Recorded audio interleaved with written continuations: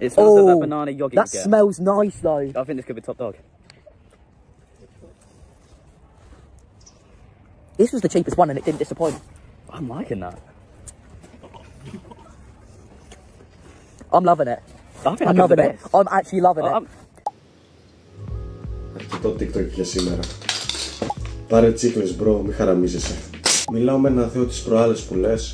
Έλα θείο, στείλε μου φώτο του λογαριασμού σου, να το πασιρίτων σκανεύρο. Μου λέει ναι αγόρι μου, θα σας στείλω. Και μου τα στέλνει και εγώ τα βλέπω και τον ξαναπαίρνω τηλέφωνο. Έλα θείο, σου έχω νέα. Τι είναι, Μου λέει τι νέα μου έχεις?